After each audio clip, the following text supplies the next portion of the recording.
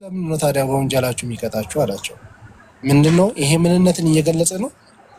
የምንነት አባትነትን እየገለጸ ነው። የጸጋ ዑለሞች ምን ብለው ያስቀምጠዋል? ከበፊትም በፊት ላይ ሜቢ አይሁዳውያኖች አላህን ምንም ብለውት የጸጋ ልጆች ነን ብለውት ይጠብቀናል፣ ያበላናል፣ ያጠጣናል፣ ይጠብቀናል ከጠላቶቻችን ልክ አባት አንቺን እንደሚጠብቅሽ እንደሚያበላሽ ከላይሽ ላይ ምሰሶ እንደሚያደርግና እንደሚመግብሽ ልክ እንደዛ ስለሚጠብቃቸው ስለነበረ አባት ብለው ይጠሩት ነበር።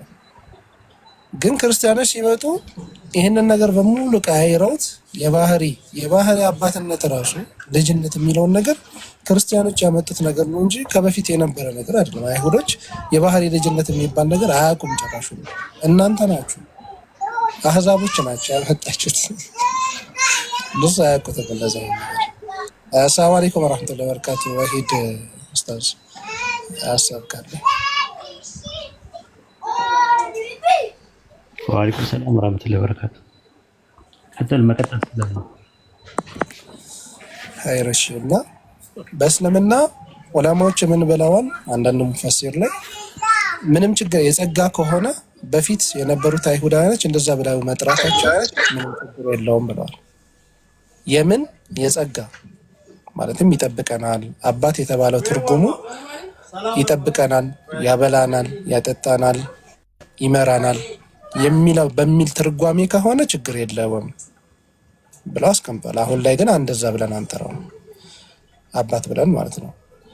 እንደዚሁ በእንትን ከሆነ ግን በክርስቲያኖች አረዳድና በምንነት ከሆነ የባህሪ ልጅነት የአምልኮ ወይ ደግሞ የባህሪ ለአላህ ያለው ለኢየሱስም አለው ለመንፈስ ቅዱስም አለው የሚለው አይነት ልጅነት ከሆነ ይሄ ሽርክ ነው፣ ክህደት ነው። እንደዛ አይነት ነገር አይሁዶችም አልተረዱትም፣ እኛም አንረዳውም። እናንተ ብቻ ናችሁ እንደዛ አይነት ነገር ለኢየሱስ የሰጣችሁት ለመሲሁ ማለት ነው። ይሄ ተቀምጧል። ስሙን ለምን አልተጠራም?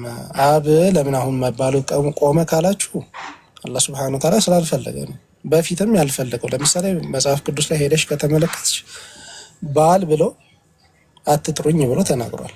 ይሄ የሆነበት ምክንያት በጊዜው ባል የሚባል ጣዖት ስለነበረ ስሙ እንዳይምታታ ከዚህ በኋላ ባል ብላችሁ አትጥሩኝ ባል ይበሉኝ ብሎ ተናግሯል። ስም ቀይሯል። አሁን ላይ እናንተ ባል ብላችሁ አትጠሩትም ማለት ይሄንን ያመለክታል። ስም መቀየሩ በዚህ ስም ትጠሩኝ ነበረ በዚህ ስም ከዚህ በኋላ እንዳትጠሩኝ ማለቱ ምንም ችግር የለውም። መጽሐፍ ቅዱስ ላይም ያለ ነገር ስለሆነ ማለት ነው። እስልምና ላይም ከዚህ በፊት አብ ብለው የሚጠሩት ከነበረ አሁን ላይ ግን አብ ብላችሁ አትጥሩኝ ማለቱ አላህ የማንም አባት አይደለም ብለው መናገሩ ችግር የለውም፣ መብቱ ነው። ገባሽ ሜሪና?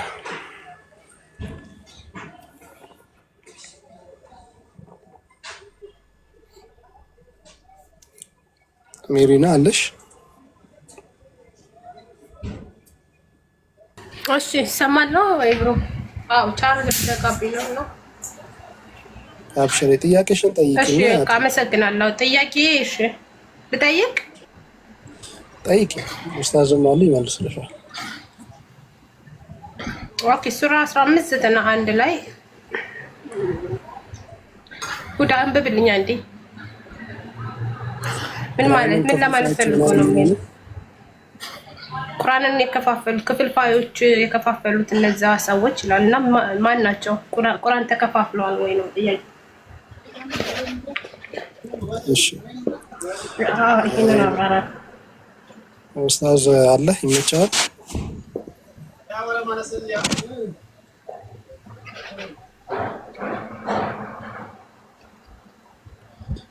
ኦኬ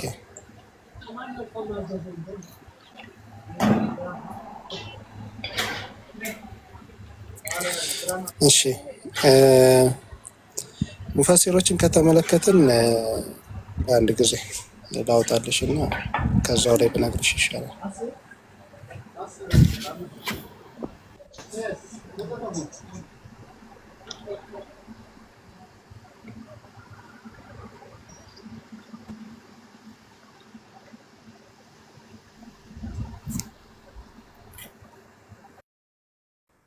እሺ ኢብኑ ከሲር ተፍሲር ላይም ሌሎችም ላይ ሄደሽ ከተመለከትሽ አንዳንድ ሰዎች አሉ ከአህሉል ኪታቦችም የሆኑት ማለት ነው። ምንድነው የሚያደርጉት? ከቁርአንም የተወሰኑትን ይቀበላሉ፣ የተወሰኑትን ይከዳሉ። ዩሚኑነ ቢባዕዲል ኪታብ ወየክፉሩነ ቢባዕዲል ኪታብ። ከመጽሐፍም ከቁርአን ላይ የተወሰኑትንም ይወስዳሉ። ኢቨን ከራሳቸውን መጽሐፍ ማለት ነው። ከራሳቸውን መጽሐፍ የተወሰነውን ያምኑበታል፣ የተወሰኑትን ደግሞ ይክዱታል፣ ኦር ደግሞ የተወሰነውን ይቀይሩታል። ገብቶሻል? ለምሳሌ ቁርአንን በተመለከች አይሁዶችን ሄደች ወይ ደግሞ አንቺንም ራሱ በሙሴ ነብይነት ታምኛለሽ ብሎ ብዬ ብጠይቅሽ አዎ ትያለሽ፣ ቁርአን የሚናገረው ማለት ነው። ለምሳሌ አላህ Subhanahu Wa Ta'ala ሙሴን አናግሮታል ወይ ብዬ ብጠይቅሽ አዎ፣ ሱረቱ ጣሃ ላይ ሄደሽ ብትመለከቺ ኡስታዝ ካለህ መመለስ ትችላለህ። ምናልባት ኦኬ የተጠራኝ ሰው አለ ምን ትጠራለህ ተብዬ ነው ሜሴንጀር ላይ አይ ትጠራለህ ብለውኝ ነው የለውም ነበረ። አብሽር ምንም ችግር የለውም። ኦኬ ቀጥሉ። ረበሽ መሰለኝ መመለስ ከቻልክ ነው፣ ካልቻልክ ችግር የለም። ምንድነው ጥያቄው? አይ ጥያቄውን አልሰማሁት። ኦኬ ሱረቱል ሂጅር ላይ ምዕራፍ 15 ቁጥር 91 ላይ የሚናገረው ነገር አለ። ምን ይላል? በከፊሉም ቁርአንን ክፍልፋዮች አድርጋችሁ ያዛችሁ የሚል ነገር አለ። ቆይ እስቲ ክፍልፋዮች ያደረጉ ማለት እንትኖች ናቸው። በወቅቱ ቁርአን ሲወርድ ግማሾቹ ድግምት ነው፣ ግማሾቹ ደግሞ ቅኔ ነው፣ ግማሹ ደግሞ የቀድሞ ሰዎች ተረት ነው እያሉ የተለያየ ነገር ይከፋፈሉት ነበረ። ያንን ነው ለማሳየት ክፍልፍሎች አድርጋችሁ ያዛችሁ የሚለው ያንን ነው። ከዛ አንፃር ነው የተነገረው ክፍልፍሎች የሚለው ነው። ክፍልፍሎች የሚለው ምን ማለት ነው አይደለ? ጥያቄው ካልተሳሳትኩኝ እንደዛ ነው። እንደዛ ነው። በወቅቱ የነበሩ ሰዎች ቁርአንን የተለያየ ክፍልፍሎች ያደረጉት ምንድነው? አንዱ ድግምት ነው ይላል፣ አንዱ የጠንቋይ ቃል ነው ይለዋል፣ አንዱ ደግሞ ቅኔ ነው ይለዋል፣ ባለቅኔዎች እንትን ይሉት ነው፣ አንዱ የሴጣን ቃል ነው ይለዋል፣ አንዱ ደግሞ ከቀድሞ ሰዎች የነበረ ተረት ነው ይለዋል። እና ቁርአንን በተለያየ ነገር ከፋፈሉት። ማለት እንዲህ በማለት ከፋፈሉት። አንዱ አንዱ እንደዚህ ነው እያሉ የተለያየ ስም ሰጡት ነው ለማለት የተፈለገው። ኢብኑ አባስ ተፍሲሩ ጀላለይን፣ ኢብኑ ከሲር በዚህ መልክና ልክ ነው ያስቀመጡት። ይሄን ይመስላል።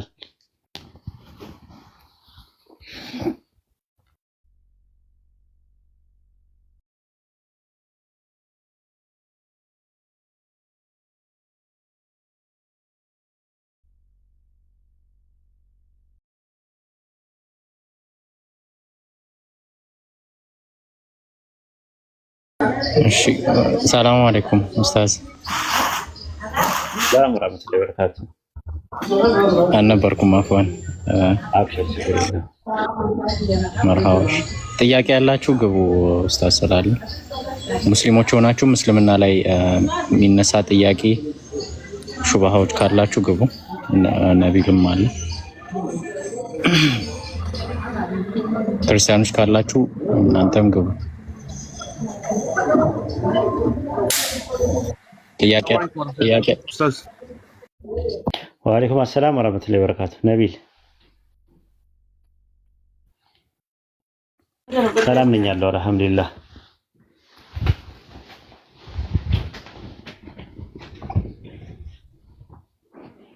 እና እዛ ላይ ብታወራበት ቁርአን አይ ቲንክ ከናሚር ጋር ያወራንበት የነበረ ሪከርድ ላይ እና ስለ ቁርአን ነበረና ቁርአን ለፍዙ ሰው ሲናገረውና እንዴት ነው የሚለው ጥያቄ አይ ቲንክ አይተኳል መሰለኝ። ጥያቄውና ሙባረክ ራሱ ካለ ሙባረክ ባለበት መነጋገሩ ይሻላል። ሙባረክ በሌለበት ግን ያው መነጋገሩ ጥቅም የለውም። ራሱ ጥያቄውን ያነሳው ራሱ ነው። አንዳንድ ጊዜ የምንወያይበትን ቦታ ብንመርጥ ጥሩ ነው። አንዳንዴ የንጽጽር ቦታ ላይ አለ፣ እንደና ደግሞ ትምህርት የምንማርበት ትምህርት ቦታ አለ። ስለዚህ ትምህርት ላይ መማር የሚገባንን ትምህርት ቦታ ላይ እዚህ ንጽጽር ላይ አምጥተን ኮንፊውዝድ ማድረጉ አግባብነት ያለው አይመስለኝም። ግን ጥያቄው እንደ ጥያቄ ከተነሳ መልስ መስጠት ግድ ይላል ማለት ነው። አላህ አደም ሲልና ነቢል አደም ሲል ልዩነታቸው ምንድን ነው? የመጀመሪያ ጥያቄው አሚር ነው እኮ ኡስታዝ። ከዛ በኋላ ሙባረክ እንትን አለው እንጂ የአሚር ጥያቄ ነበረ እኮ። እሱን ተወውና አሁን በቃ ወደዚህና ወደ ነጥቡና በቃ አልፏል አሁን እሱ። ስለዚህ መልሱን አትፈልገውም ወይስ እንዴት ነው? ፈልገዋለሁ ኡስታዝ፣ ያው እንድትመልስልን ነው እኮ። ስጠይቅህ ጥያቄውን ነው መመለስ ያለበት፣ ወደኋላ ትጎትተኛ። እሺ ኡስታዝ። እሺ አላህ አደም ሲልና ነቢል አደም ሲል ምንድን ነው ልዩነቱ? ያው የነቢል ቃል ከፍጡር የመነጨ ስለሆነ ፍጡር ነው የሚሆነው። አላህ ደግሞ አደም ሲል ከፈጣሪ የመነጨ ቃል ስለሆነ የሱ ባህሪ ነው የሚሆነው ማለት ነው። የሱ ባህሪ ነው። እና አሁን ምንድነው እንትኑ መሰለ አረብኛ ፍጡር ነው አይደለ? አረብኛ ማለት ቋንቋ ነው፣ የቋንቋዎችና የመልኮች መለያየት። አረብኛም ፍጡር ነው፣ ፊደልም ፍጡር ነው። ራሱ ፊደሎቹ ብቻ ሳይሆን ሙረከባ ራሱ የእንትኑ ፍጡሮች ናቸው ራሱ አይደለ? አሊፍ ምናምን የሚባሉ ነገሮች ፊደሎች ፍጡሮች ናቸው። ነገር ግን እነዚህ የተፈጠሩ ነገሮች አንተ ከስር አሊፍ ባታ ምናምን ብለህ ብጽፍ ምጽፋቸው ነገሮች ፍጡሮች ናቸው። አገጣጥመን ብታወራቸው እነሱም ፍጡሮች ናቸው። ብጽፋቸውም የጻፍካቸው ነገሮች ፍጡሮች ናቸው። ነገር ግን ንግግሩ ነው ዋናው ነገር። አሁን ለምሳሌ አንተ አለ ሐሳብ አለ ቃል አለ።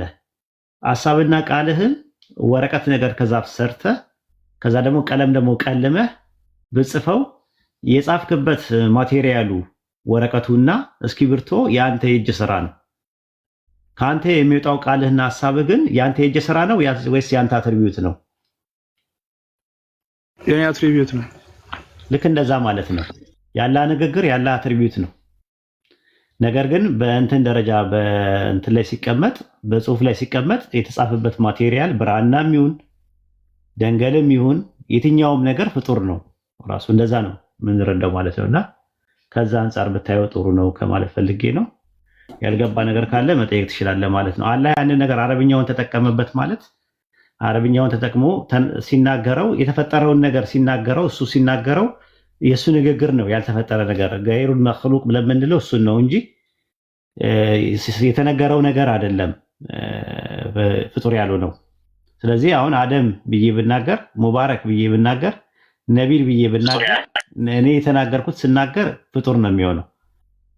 ነቢል ራሱ ፍጡር ነው፣ ሙባረክም ፍጡር ነው። ግን ስለ ነቢል እኔ ስናገርና አላህ ደግሞ ስለ ነቢል ሲናገር የተናገረው ንግግር እሱ ፍጡር አይደለም ነው፣ አትሪቢዩት ነው ብለን ነው ምናምነው። ግልጽ ነው ነቢሎ? ኡስታዝ ገባኝ። ጀዛከላሁ ኸይር። ያው እንትን ነበረ ያው ከለፍዙ ፍጡር ከመሆኑ አኳያ እሱ የሚናገረው ንግግር ፍጡር አይሆንም ወይ የሚል ሹብሃ ነበር የገባውና እሱ ስለተናገረው ነው በሱ ስለሆነ ነው እንጂ እንትን አይደለም። እንደዛማ ካልክ ቋንቋውም እኮ ፍጡር ነው፣ አረብኛ ነው አይደለ? አላህ በአረብኛ ሪቪል ያደረገው። ስለዚህ አረብኛውን መጠቀሙ አላህ ስለተጠቀመው ነው ያ የተጠቀመው ቁርአን ያልተፈጠረ ነው የምንለው እንጂ የተጠቀመበት ማቴሪያል ግን ፍጡር አይደለም ማለት አይደለም። አላህ አደም ሲል አደም ብሎ የተናገረው ንግግሩ ፍጡር አይደለም። ግን ስለ አደም የነገረን አደም የሚባለው ሰው ግን ፍጡር ነው። በዛ መልክ ብታየው ጥሩ ነው ለማለት ፈልጌ ነው። ሙባረክ አሰላሙ አለይኩም ወራህመቱላሂ ወበረካቱ። ወአለይኩም ሰላም ወራህመቱላህ። ኡስታዝ ሰላም። አንተ ስታወራ ነው ሲዘዋወር የነበረው ስትወዛገቡ ውዝግብ ተብሎ እንትን ብሎ በቃ ሙስሊሞች እርስ በርሳቸው እየተወዛገቡ ተብሎ ያው ፖለቲካ ተሰራብን፣ እኛም ዝም አልን። ወላሂ አላየሁትም። አብሽር መማማር ነው የሚያስቡት። ግን አንዳንድ ኮንሴፕቶቹ ከበድ ያሉን ኮንሴፕቶቹ ለእነሱ አዲስ ነው የሚሆንባቸው። እኛ አህሉል ከላም የሚባል ጭቅጭቅ የነበረ ሙተዚላ ጀህምዮች ምናምን የሚባሉ ነገሮች በትምህርታችን ውስጥ አሉ። ምንም ሚስጥር የለውም በእስልምና ጋር። ግን ሰዎች እንደዚህ አይነት ነገር ስለሚያደርጉ ነውና አብሽር ችግር የለውም። አይ ቲንክ ተመለሰልህ ወይስ ከእንደገና እናንሳው እነድመው? ሙቤ አሁን የመጣሁት ነው አጋጣሚ መጨረሻ ላይ ነው የሰማሁት። ኦኬ ጥያቄ ያለ እንትኑ ላይ ያላ ከላም ላይ ከላሙላ የለኝም። አጋጣሚ እየተማማርን ነው ዝም ብሎም እየተማማራችሁ ነው። ያስታውቃል እኮ ያስታውቃችሁ ነው። ከተወዛገባችሁ እኔ ያለው አለች አንድ ሙስሊም እህታችንም ፖስታ ይቻለው ራሱ በፖዚቲቭ ወንድሞቻችን እየተማማሩ ነው ብላ ፖስታ እዛ ላይ ኮሜንት ሰጥቻለሁ። ሌሎቹ ግን እዛኛው መንደር ግን ልክ እንደተለያያችሁ አንተ ነቢል ምናምን እንደተለያያችሁ አድርገው ፖለቲካ እና መልክ ለመስራት ሲሞክሩ ነበርና ምንም እንትን አይደለም ማለት ነው። እነሱ ቻሌንጅ ማድረግ አቀቷቸው በዚህ ነው እንትን ሲሉ የነበሩ ማለት ነው። ዮሐንስ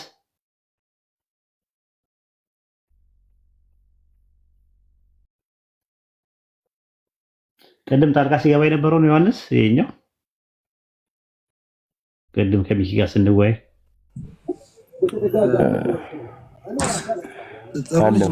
እንዴት ናችሁ?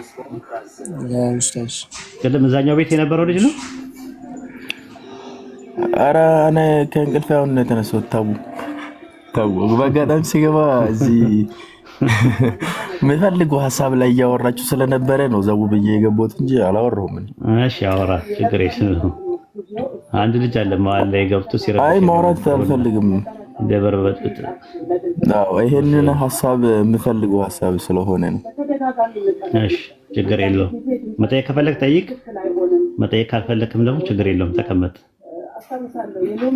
እፈልጋለሁ ግን ያው በጀመራችሁት ሀሳብ ነው ዋናው። እኛ ስናወራ የነበረው ስለ ማስ ስፖርት ማጠናከሪያ ነው። እዛ ላይ የምትለው ነገር አለ?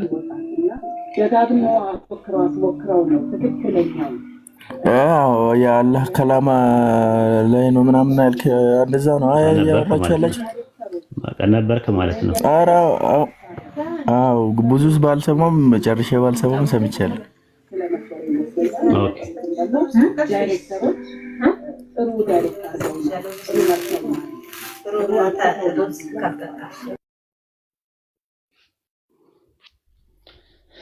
ኦኬ ሰው አስገቡና ክርስቲያኖች ካሉ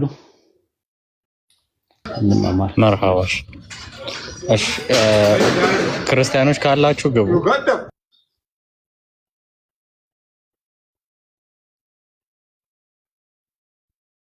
ምናልባት ክርስቲያኖች እስከሚገቡ ድረስ ዮሐንስ ለምንድን ነው ሙስሊም የማትሆነው? አንተ ግን አንዴ እየበላሁ ስለሆነ ነው ሚት ያደረኩት። አንዴ እናወራለን። ጥያቄ አለኝ እኔ። ያለውን አልሰማህም? ኢየሱስ ያለውን አልሰማህም? አዎ ሰምቻለሁ። አሁን የሆነ ነገር ልትል ነው አውቃለሁ።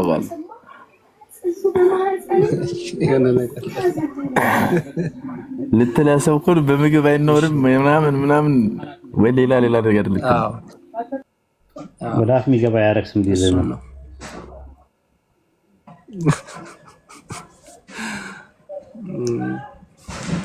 ችግር የለውም። እያኛ ከቤተሰብ አባል ቀርቷል። ክርስቲያኖች ካላችሁ ግቡና ጥያቄ ካላችሁ ሙስሊም ያልሆናችሁበት ምክንያት ካለ ነብይ መጥቷል፣ ተልኳል፣ በታማኝነት መልእክቱን አስተላልፏል፣ ስለ አንድ ፈጣሪ ሰብኳል። ለምንድን ነው የማትቀበሉት? አለይሂ ሰላቱ ወሰላም ተልከዋል እና ወደ ነብያት ሃይማኖት ወደ አንድ ፈጣሪ የሚመራ የሆነ ነብይ ተልኳል። እሱን ለምንድን ነው ያልተቀበላችሁት? ቁርአን መጽሐፍ ተልኳል፣ ለምንድን ነው ያልተቀበላችሁት የሚለውን ንገሩን እስቲ። መመሪያ ተልኮልናልና እሱን መመሪያ እንድንነግራችሁ ያመንነውን እንድታምኑ የተቀበልነውን እንድትቀበሉና የዘላለም ሕይወት እንድታገኙ ስለምንፈልግ እስቲ ግቡና ጠይቁን። እምነታችሁንም በዛው ስበኩን፣ እኛም ደግሞ ሃይማኖታችንን እንድንነግራችሁ ኢንሻአላህ። እስከዛ ድረስ ፈትዋ ያልሆነ ጥያቄ ያላችሁ ካላችሁ ግቡና ጠይቁ።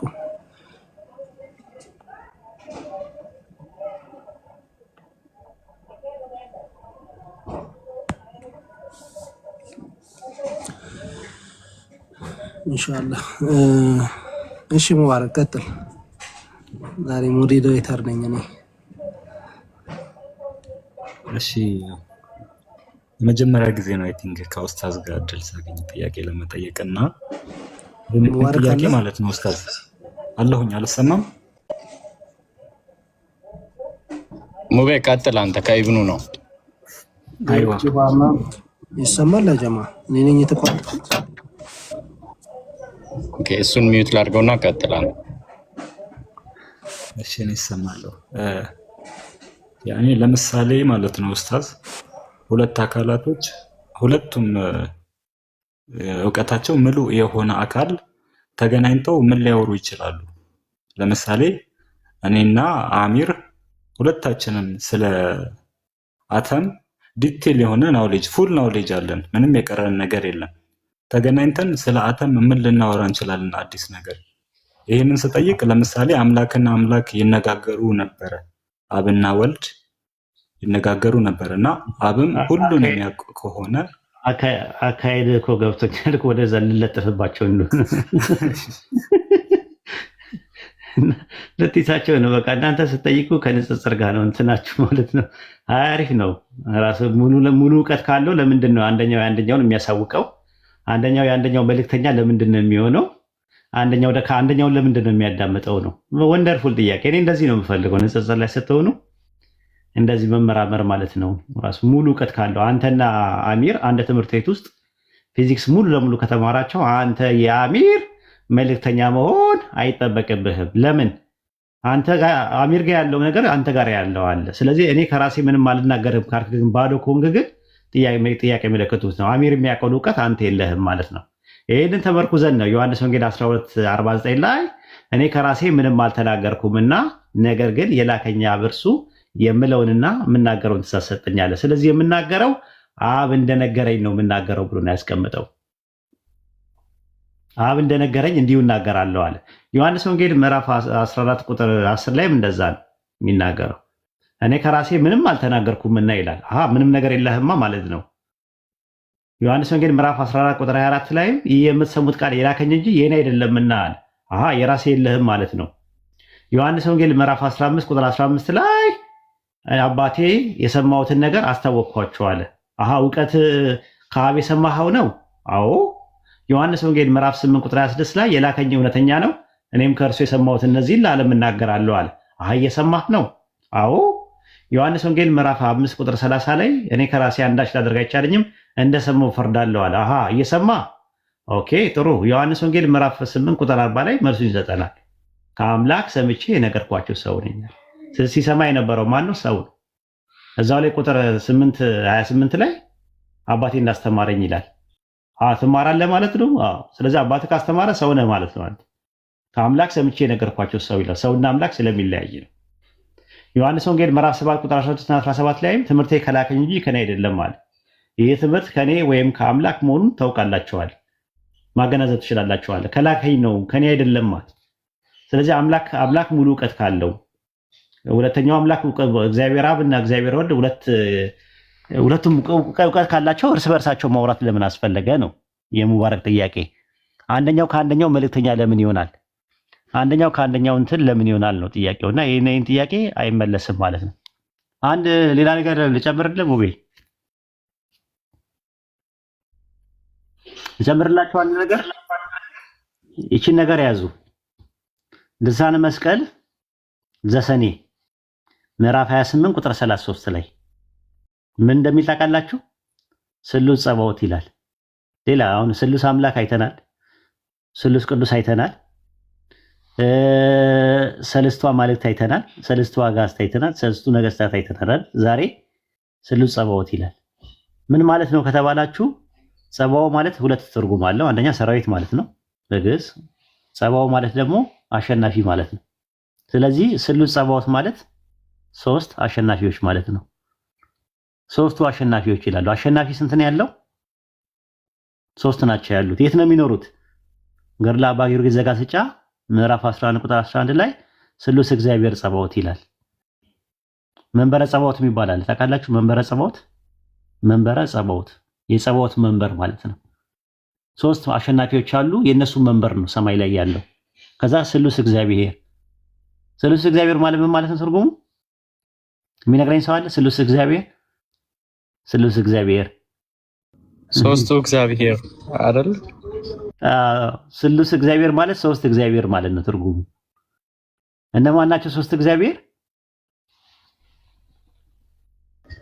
አብ፣ ወልድ፣ መንፈስ ቅዱስ።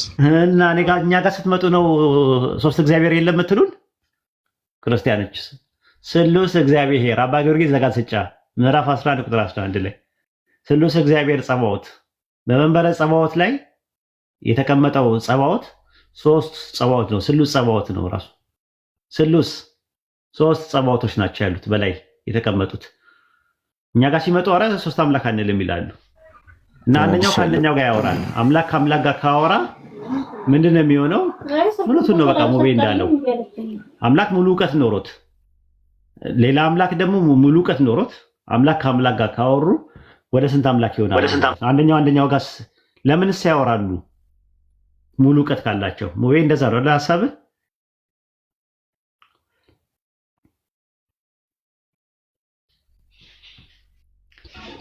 እንደዛ ነው ያለው። ሙሉ ዕውቀት ያለውን ነገር ምን ራሱ ያወራሉ? እንደዛ ነው።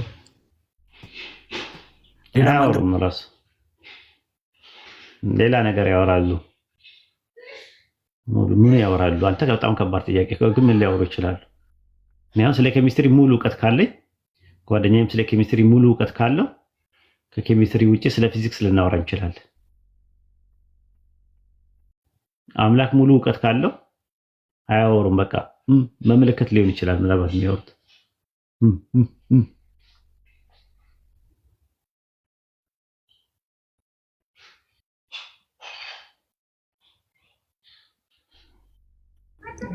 ሻምጣው ኔቨር ናግባ ሰማሊ ኔቨር ናግባ አላ ቁርአን ይቀራ የለ ወይ መናገር እኮ ነው። መናገርን ራሱ መቅራት የሚለው መናገር በሚል ይመጣል። ከፈለክ መጀመሪያ እሱ እኮ ነው የቀረው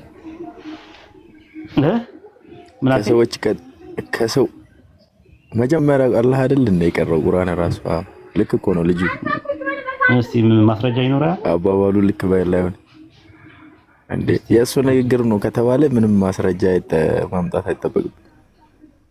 በቃ ተዘዝቻለሁ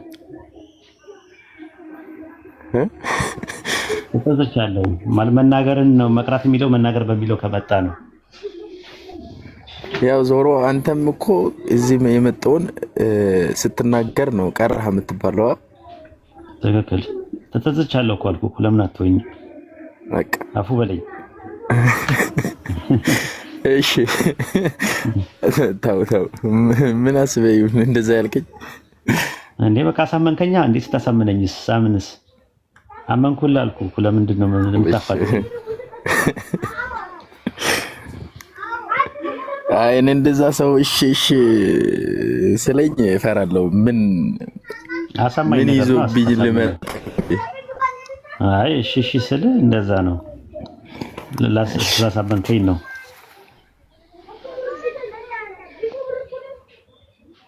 አሪፍ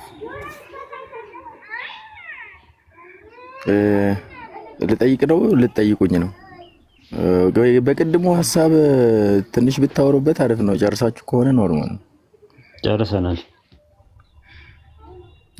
ወይ? እዛ ላይ ዝም ብዬ ልጠይቃችሁና ልጨምርበት። ኦርቶዶክስ ነህ? ካቶሊክ ነህ? ፕሮቴስታንት ነህ?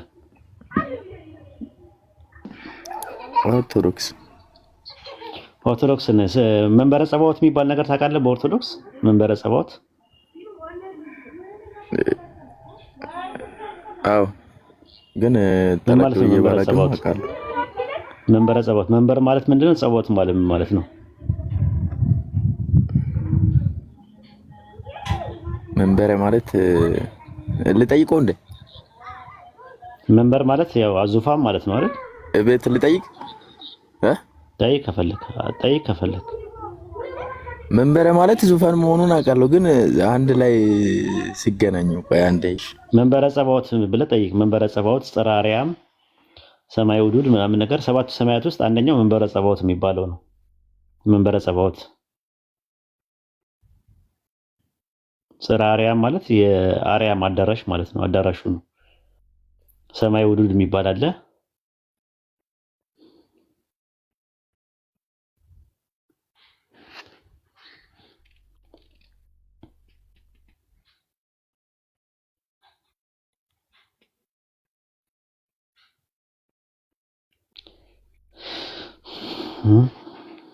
ሰባቱ ሰማያት የሚባሉ አሉ አይደል?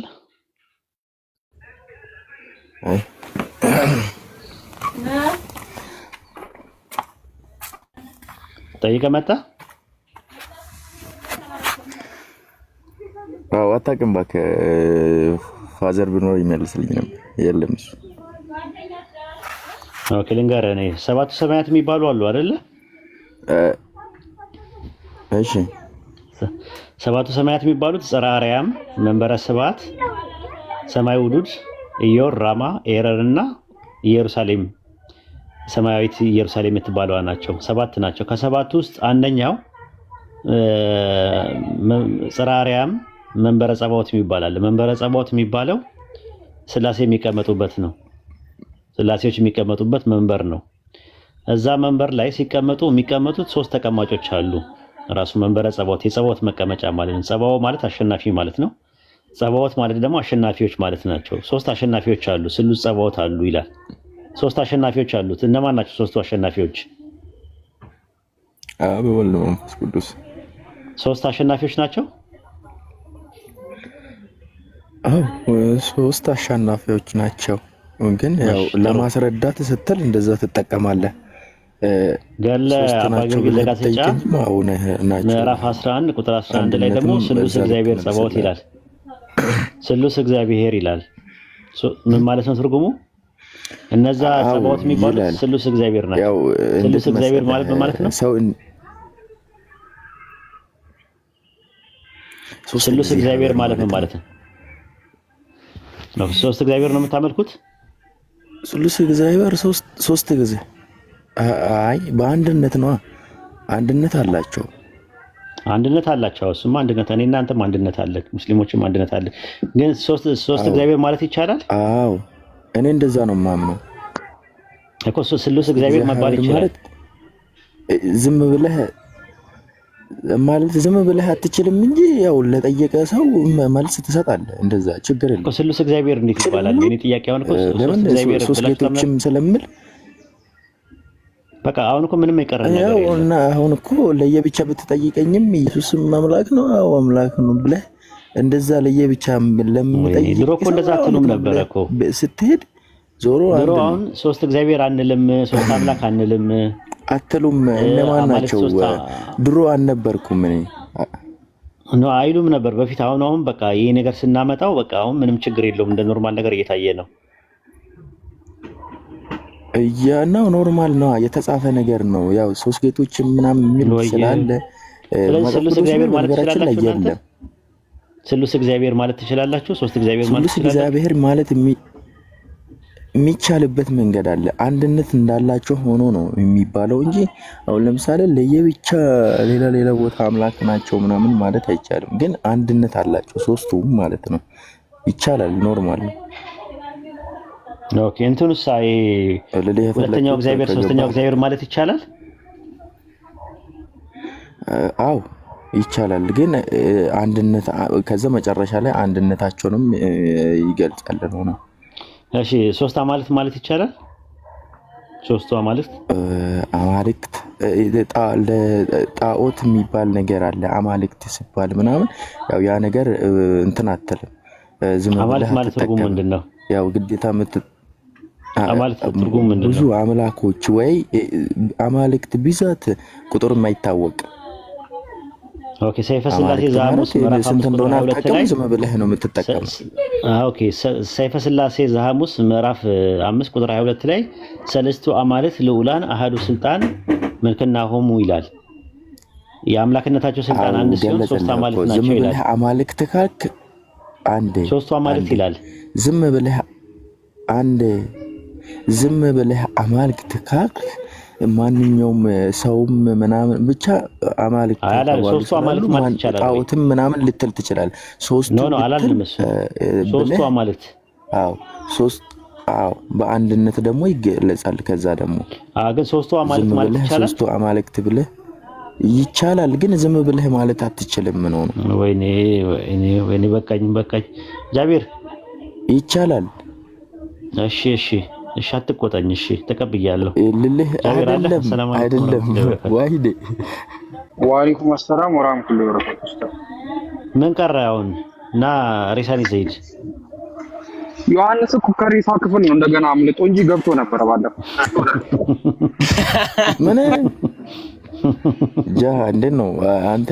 ምንድነው የምታወራው? እኔ ዮሐንስ ባለፈው ሌሊት አጋድመንክ አይደል እንዴ ትነሳም ብለን 2 ሰዓት ጠበቅን። ከዛ አለነሳ ስትል ሄድን። ስንመለስ ወጥቷል። አንድ አምላክ ነው ስላሴ ብሎ አው ነው። አሁን እንቅልፍ ወሰደን። አንተ እንቅልፍ ወሰደክ ልክ መልስ ሲሰጠ ስሉስ እግዚአብሔር የሚል ቃል መጣ ተገኘ። ስሉስ እግዚአብሔርና ስሉስ ጸባዖት የሚል ተገኘ። ያውቃል እሱ ያውቃል። ስሉስ እግዚአብሔር በጣም ከባድ ነው። ሶስት እግዚአብሔር ስሉስ እግዚአብሔር የሚል ተገኘ። አራ እንግዲህ ማጎለጉሉት ነገር የለ እናንተ ምን ይሻላችኋል? ስሉስ እግዚአብሔር ማለት ሶስት እግዚአብሔር ማለት ነው ወደ አማርኛ ሲተረጎም። እኮ ባለፈው ስላሴ አንዱ አምላክ ወንድ ነው፣ ሁለቱ ደግሞ ጾታ የላቸውም ብሎኛል። እኔ ካልተሳሳትኩ በነገራችን ላይ ዮሐንስ ሰውን ለማዳን ነው አይደል ሰው የሆነው አምላክ እግዚአብሔር ወልድ የሚባለው። አንዴ ፋዘር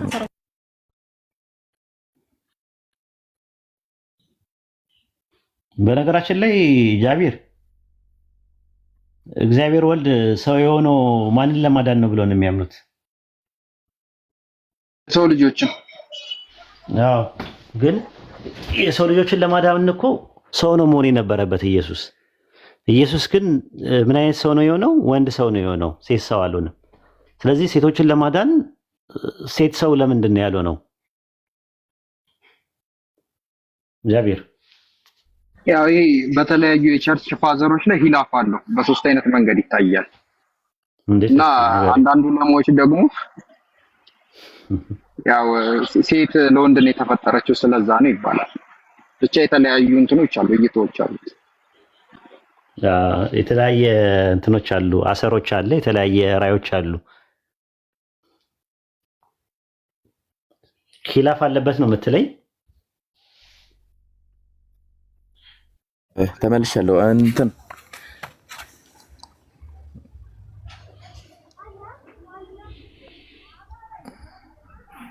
እየጠየከኝ ነበር እንዴ? አዎ። አይ እግዚአብሔር ወልድ ሰውን ለማዳን ነው አይደል ሰው የሆነው? አዎ። ኦኬ። ሰውን ለማዳን ሲባል ሴትን ያካትታል እንዴ? ሁሉንም ነው እንጂ የሱ ፍጥረት ነው። ኦኬ። ወንድ የሆነው ለምንድን ነው? ሴት ለምንድን ነው ያለው ነው? ያው ለክብሩም እንድመቸው ምናምን ነው። አንተ እንዴት ነው ውርደት ውስጥ ነው ያለችው እኮ ሴት ወይ ሴትና ወንድ ያለው ነገር ለምን አልመጣም? አሁን እኮ አለ እኮ ባዮሴክስ የሚባል አለ በአሁን ሰዓት። አንዳንድ ፍጥረቶች ወንድም ሴትም ያላቸው አሉ። እና ለምንድን ነው ሴትም ወንድም ሆነ ያልመጣው? ሁለቱንም ለማዳን ከሆነ አይ በቃ እንደዚህ አይነት ጥያቄ የሆነ ያለ አይደል? ከእናንተ ጋር የሆነ እንትን የሚሉ ሰዎች ናቸው የሚያስፈልጓቸው። አሁን ደግሞ ምን እንደሚያስፈልገው አይ ከምሬ እኮ ለማወቅ ከኔ ጋር እንትን የሆነ አይ እኔ በነገራችን ላይ ማውራት አልችልም እንደዚህ አይነት ነገር። ኖ አይ አይደለም እኮ ከምሬ እኮ ነው የምልህ። ሰውን ለማዳን ነው ሰው የሆነው ካላችሁ፣ ስለዚህ ሰውን ለማዳን ከሆነ ሰው ከሆነ ሁለቱንም ነው ማዳን ያለበት፣ ሴትንም ወንድንም ነው ማዳን ያለበት። ስለዚህ ሁለቱንም ለማዳን ደግሞ ሰው ለመሆን ሰው ከሆነ ወንድ ለማዳን ነው ወይ ወንድ የሆነው? ለምንድን ነው ሴት ያልሆነው ነው ጥያቄው። አይ ሴት ከሆነ ደግሞ ወንዱን ማን ያድናል ከተባለ ደግሞ ሁለቱንም ለምን ያድናል? አይ እንግዲህ እኔ ግን ጥያቄ ነው ታውቃለህ። ሁለቱንም ካዳነ ምን ትፈልጋለህ? እሱማ እንደዛ ከሆነ እኮ ሰውም ሳይሆን ሰውም ማዳን ይችላል አይደል እንዴ? ዋናው ሰውም ሳይሆን ሰውም ማዳን ይችላል አይደል እንዴ?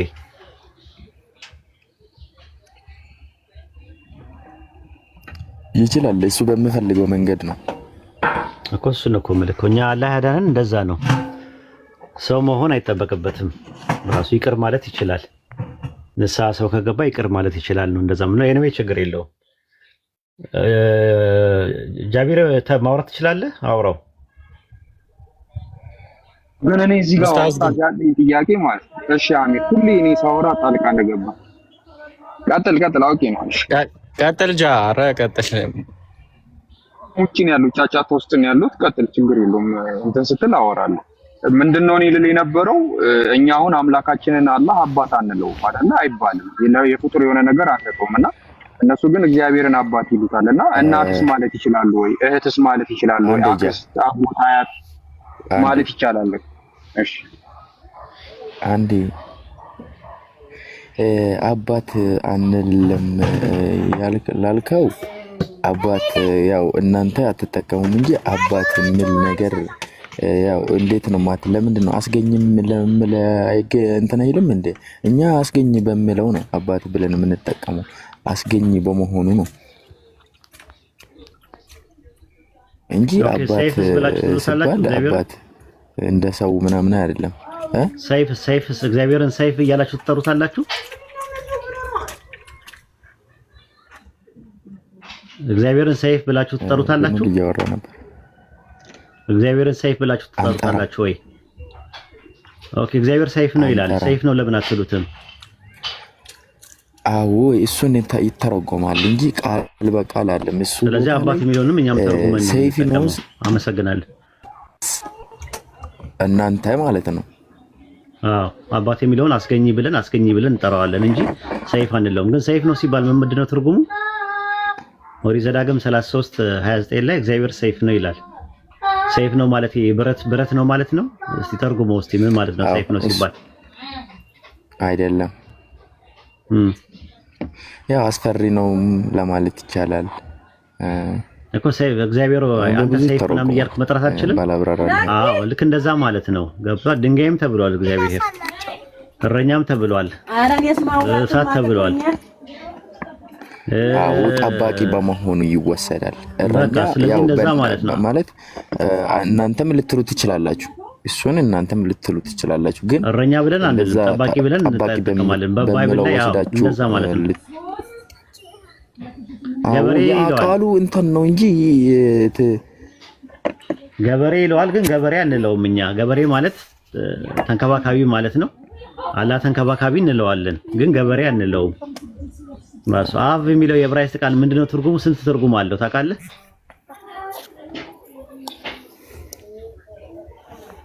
አብ የሚለው የዕብራይስጥ ቃል አባት አስገኝ ምናምን በሚል ነው። ግን ስንት ትርጉም እንዳለው ነው አላውቅም። 5 ትርጉም አለው። ከዛ ውስጥ አንደኛው አብ ማለት አስገኝ በሚለው ይመጣል በዕብራይስጥ ማለት ነው።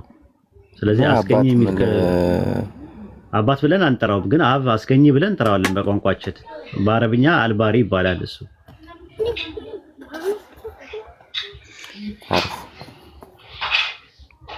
ገብተዋል። እንደዚህ ይላል ትንቢተ ሚልክያስ ምዕራፍ 2 ቁጥር 10 ላይ ለሁላችን አንድ አባት ያለ አይደለምን? አንድ አምላክስ የፈጠረን አይደለምን? ይላል። ስለዚህ ለሁላችን አንድ አባት ያለ አይደለምን? አንድ አምላክስ የፈጠረን አይደለምን? ይላል። ከፍቼ ላሳያችሁ ያ ጀማ። እሺ ይታያችኋል?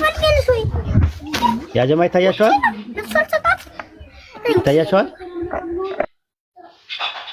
ይታያል? ንገሩኝ። አየው እዚህ ጋር አብ የሚለው የዕብራይስጥ ቃል ስንት ትርጉም አለው ይላል? አባት መሆን ይችላል። እዚህ ጋር ምን ይላል? እስቲ አንብቡት። ምን ይላል? ከትርጉሞቹ አንዱ አራተኛው ምን ይላል? ኦሪጂኔተር ማለት ምን ማለት ነው? ኦሪጂኔተር አስገኝ ማለት ነው ትርጉሙ። ናይን ይመስላል በቀላሉ ማለት ነው።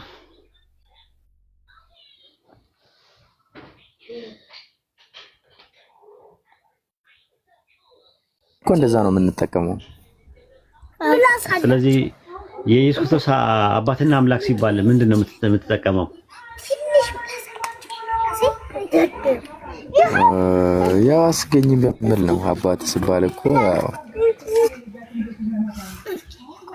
ጫጫታ አለ፣ ልጆች አሉ።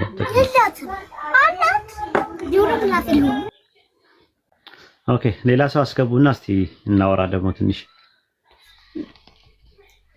እና እንውጣ።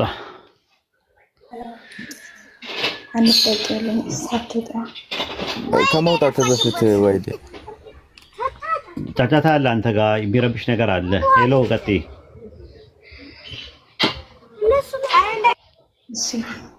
ሰላም ነው? ሰላም ነኝ። ሄሎ እንዴት ነሽ? አንቱ ልበል አንተ ልበል? አንቺ አትበይኝ እንጂ የፈለግሽውን በይኝ። በእኛ በቤተሰብ ደረጃ አንቺ ተብለን አናውቅም። አንተ ልበል ትንሽ አንተ ትንሽ ቆይቼ አንተ ስለምን ምንም ችግር የለውም። ምንም ችግር የለም። በፈለግሽው ብትጠሪኝ ይቻላል። ሰሃብ እንደቤ ነበር ሰልማን አልፋሪሲ ምላሽኝ አልተሰማኝም። ስለ ሰልማን አልፋሪስ የሆነ ነገር አይቼ ነበር። ምንድን ነው? አውቀዋለሁ። የረሱላህ ሰለላሁ ሰሃቢ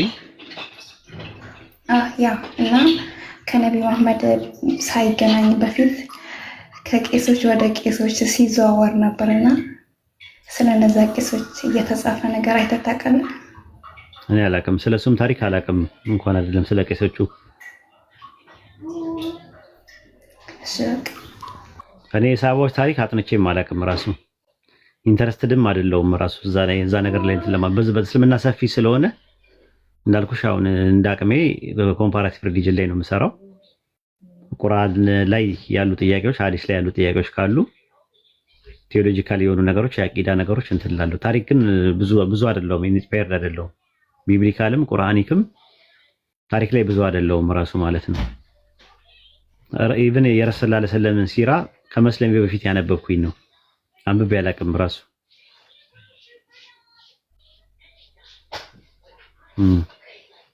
ጥያቄ የሆነብሽ ነገር ካለ መጠየቅ ትችያለሽ። ማወቅ የምትፈልጊው ነገር ካለ ደግሞ ይነግሩሻል ሌሎች ልጆች ማለት ነው ከፈለግሽ። እኔ ግን እንትን አይደለም፣ ኢንስፓየርድ አይደለሁም በእንደዚህ አይነት ነገር። ፍላጎቱ ብዙም የለኝም። ታሪክ ነገር ደስ ይለኛል። ታሪኩን የሚነግሩሽ አንቺ በጣም ማወቅ ከፈለግሽ እና ከጓጓሽ ያው የሚነግሩሽ ልጆች ካሉ ይነግሩሻል። አይጠፉም ገስት ላይ እንደዚህ አይነት ነገር በጣም ኢንስፓየርድ የሚያደርጋቸው።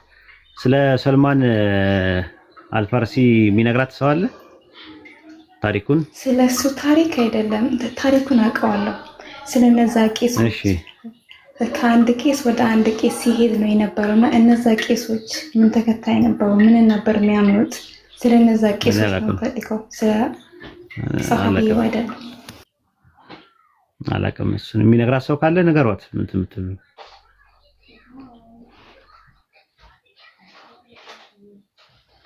ንገሯት፣ አጠር አድርጋችሁ ንገሯት። ሀሳቡ እኮ ኡስታዝ እንትን ነው።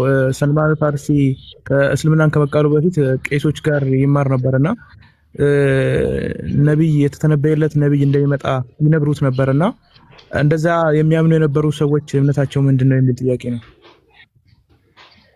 ብዙም እንትን አይደለም ለኔ። አሁን ምንድነው ቄስ የሚባለው ነገር እኮ ቄሶች አልነበሩም።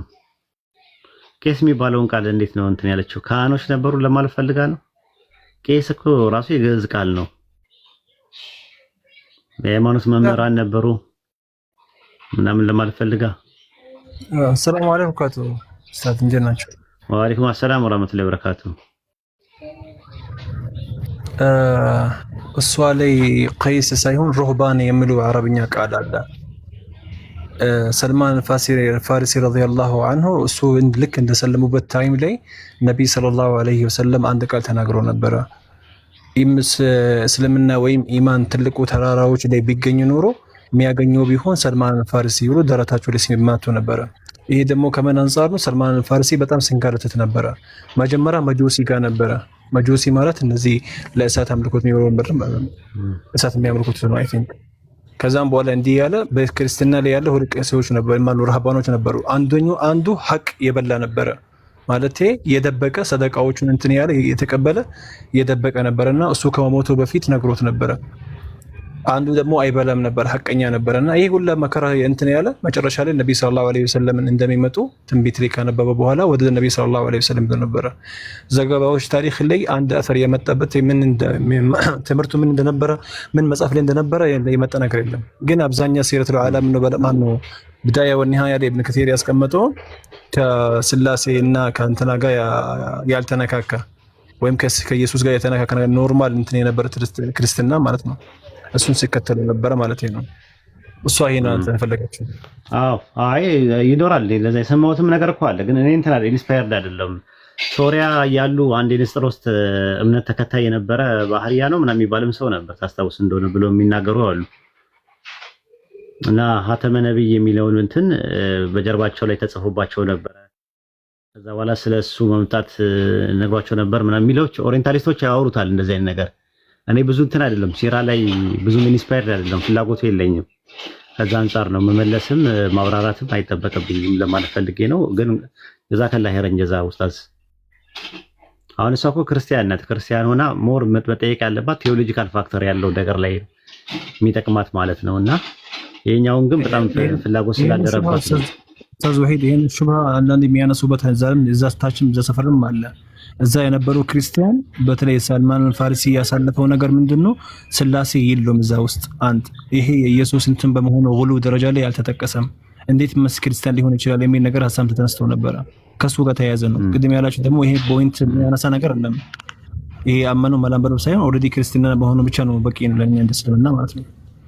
አዎ እንደዛ ነው። እኔ ደግሞ ሄሎ እንጠይቅ ፈልገው ለመስለም የሚዳርጋትን ነገር ወይ ደግሞ በቃ ክርስትናና እስልምና ልዩነቱ ምንድነው የሚለው ነገር ላይ ነው እንጠይቅ የሚፈልገው እና ከዛ አንፃር ነው። ግን ያው ጥያቄ እንደ ጥያቄነቱ ከመጣ መልስ መስጠት ግድ ይላል። ደግሞ ሁሉንም ነገር ደግሞ ሁሉም ሰው መመለስ የለበትም። በዛ ነገር ላይ ደግሞ በጣም ፍላጎቱ ያለው እውቀቱ ያለው ሰው ደግሞ ይመልሳል ማለት ነው። እኔ ፍላጎቱ የለኝም ሲራ ለማንበብም እንትን ለማለትም ለማብራራትም ከዛ ነገር ላይ ማለት ሐዲስ ጥሩ ነገር ነው፣ ተፍሲር አሪፍ ነገር ነው። በቁርአን ዙሪያ ላይ የሚነሱ ጥያቄዎችን በተፍሲር ደረጃ የተቀመጡ ነገሮች፣ በሐዲስ ደረጃ የተቀመጡ ነገሮችን ምናምን ነገር ቴዎሎጂካሊ አቂዳ ነገሮች ምናምን እንትን ላይም ፍላጎቱ የለኝም። አህካም ላይ ማብራራት ፈተዋ ምናምን የመሳሰሉ ነገሮች ላይ መግባት አልፈልግም። ምክንያቱም እስልምና ፕሮፌሽናሊ የተለያየ ሰፊ የሆነ ትምህርት ነው ያለው።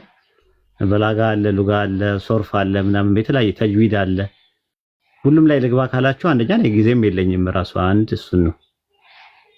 ሁለተኛ ነገር ደግሞ ምንድነው አንድ ነገር ይዛችሁ በዛ ነገር ላይ ስፔሻላይዝድ ማድረጉ ጥሩ ነው ከሚለው አንፃር። ስለዚህ ኛውም ሙቃረና ላይ ነን ያለነው። ሙቃረና ላይ ኮምፓራቲቭ ሪሊጅን አቂዳ ነክ ነገሮች ከንጽጽር ጋር የተያያዙ ነገሮች ጥያቄ ካላችሁ እናስተናግዳለን ማለት ነው።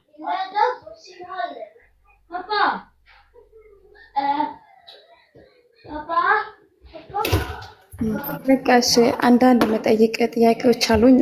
መጽሐፍ ቅዱስን እያነበብኩ ነው።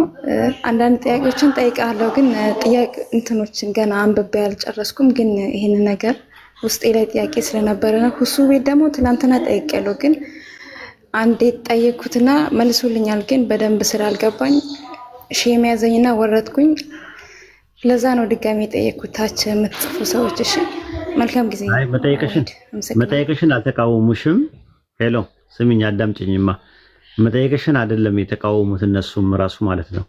ባይሆን ምንድነው ሌላ ቦታ ላይ ተመልሶላታል ነው የሚሉት። ሌላ ቦታ ላይ ማለት ሁሱ ጋርም ጠይቃ ነበረ ተመልሶላታል ነው እያሉ ያሉት። ምንም እንትን የሚል ነገር የለውም፣ ችግር የለውም። መጠየቅሽ ምንም የጥያቄ ፉንጋ የለውም እኛ ጋር። ግን ሁሉንም ጥያቄ ደግሞ መመለስ ደግሞ የኛ ግዴታ የለብንም። ለምን ውስንነት አለብን። ማናቃቸው ነገሮች አሉ። ገብቶሻል የምልሽ ውስንነት አለብን። አሁን አንዳንድ ሰዎች ይናደዳሉ። ሜሴንጀር ላይ ይመጡና ጥያቄ ይጠይቃሉ እና አላውቀውም ስላቸው የሆነ እያላገጥኩኝ ነው የሚመስላቸው። እያላገጥኩኝ ምናምን ነገር ምናምን እንዴት አንተ አታውቀውም? ይሄንማ ታውቀዋለህ። የእነሱ ግምት ነው። እኔ ያለኝ ደግ ስለሆንኩኝ እኮ ነው፣ ሌላ ነገር አይደለም። በቃ ደግ ነኝ። ያለኝን ብቻ ያቺ ፍትቷንም ምንዋንም እያመጣው ከእናንተ ጋር ስለምበላ ነው እንጂ ቁርጥ ምናምን ክትፎ ምናምን ሰንዱቅ ምናምን እስኩስቲ ምናምን አጠብቁ ከኔ ሰንዱቅና እስኩስቲ አጠብቁ ምናምን። እኔ እንትን ላለው ይችላል ላልሰራው ይችላል። እንደ አቅም ነው የሚካሄደው ሁሉ ነገር ማለት ነው። ያለኝን ስለማበላችሁ ሀብታም መስላችኋለሁ ዝም ብላችሁ ስታስቡት።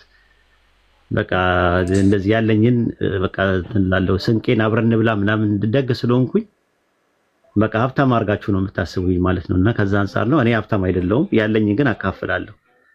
ማውቀውን ነገር ነው ማካፍላችሁ። እና አትናደዱ። በሜሴንጀር ይመጡና እንዴት አታውቀውም አንተ ይላሉ። እንዴ ካላወቅኩትስ እንዴ እኔ ሁሉ ነገር እንዴት አውቃለሁ? ውስንነት አለብኝ። የሰው ልጅ ውስንነት አለበት ራሱ። እና እንደዛ ነው። ከዛ አንፃር ነው። ሄሎ ጠይቂ፣ ጥያቄ ካለሽ ኡስታዝ። ምናልባት የጠየቀችው ጥያቄ ነበር መሰለኝ ወንጌል ላይ 47 ወንጌሎች ኖሮ ሳለ ለምን 4 ብቻ ተመረጠ የሚል ነገር ጠይቃለች መሰለኝ ሄሮ። ምናልባት እሱን ታክልና አሁን ከረንትሊ ያላትን ነገር ተጠይቅ። ራሱ ሰው አንዳንዴ የራበውን ነገር ነው መጠየቅ ያለበት እና ሄሎ እንግዲህ ካለሽ ጥያቄ ትጠይቂያለሽ ማለት ነው። ከረንትሊ የሆነ ጥያቄ ካለሽ መጠየቅ ትችያለሽ። ከሌለሽ ደግሞ እሰየው ነው። ዙፋንሽ ላይ ቁጭ ብለሽ እግርሽን ስቅል አድርገሽ ቁጭ ማለት ትችያለሽ። ሌላ ጊዜ ይሻላል። ይሄንን ጥያቄ እቺን ጥያቄ ነው ከትላንት ጀምሮ እዚህ እዛ ሳዘዋውራት ነበር፣ መልሱም አላገኘችም። ማለት ይሄ እንትን ነው ሂስትሪ እንጂ ግዴታ ቁርአን ላይ ሐዲስ ላይ መጻፍ አለበት አይደለም። ግን ያው ዝም ብሎ እንደ ቢቀመጥ የሆነ ግዴታ ሐዲስ ላይ ቁርአን ላይ አለ ወይ ስጡኝ ማለት ሳይሆን የዝም ብሎ መጻፍ ምናምን አለ ያ እንደዛ አስቤ ነው። እሺ ቻሽ መልካም። ምንም ችግር የለውም። የጥያቄ ፉንጋ የለውም። እህል ቅጠል አይል የሚባል ጥያቄ የለውም። እንደ ዳገት የሚያዳገት እንደ ቁልቁለት የሚያሽቆለቁል የሚባል ጥያቄ የለም። ስለዚህ ጥያቄነቱ ከመጣ መልስ መስጠት ግድ ይላል። ማናቀው ከሆነ ደግሞ ማታቀው ከሆነ የእውቀት ባለቤቶችን ጠይቁ ነው የሚለው አላህ በቁርአን ውስጥ በሱረቱ ነህል ምዕራፍ 16 ቁጥር 43 ላይ ማታቁ ብትሆኑ የእውቀቶች ባለቤቶች ጠይቁ። ማታቁ ከሆነ ቀባጥሩ አይልም። ዝም ብላችሁ በግምት መልሱ አይልም። ማናቃቸው ነገሮች ብዙ ነገር አለ። ሁሉ ነገር ያውቃለው ካለ አንድ ሰው የሆነ ትዕቢት ነው የሚሆነው እና ውስንነት እንዳለብን ግምት ውስጥ መግባት አለበት። ጥያቄ ከሌለሽ ችግር የለም፣ ቁጭ በይም ችግር የለው። ጥያቄ ያላችሁ ሰዎች መግባት ትችላላችሁ። የተወሰነ ጊዜ ያለን። ሰላም አለይኩም ወራህመቱላሂ ወበረካቱ። ወአለይኩም ሰላም ወራህመቱላሂ ወበረካቱ። ኡስታዝ አንደኛ ወደ ጢሞቴዎስ ምዕራፍ 2 ቁጥር 15 ላይ ያለውን እስኪ ያስረዳኝ። አንደኛ ወደ ጢሞቴዎስ ሰው ነው ወይስ ቦታ ነው?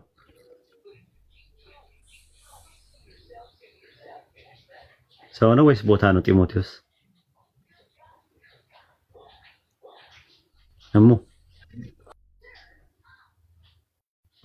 እሙ አለሽ?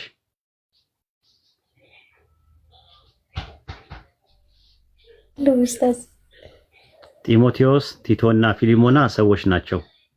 ወደ ስንል ግን ቦታ ነው። አንደኛ ቆሮንቶስ ወደ ቆሮንቶስ ሰዎች፣ ወደ ተሰሎንቄ ሰዎች፣ ወደ ፊልጵስዩስ፣ ወደ ቆላሲስ፣ ወደ ሮሜ ሰዎች ካልን ቦታ ነው።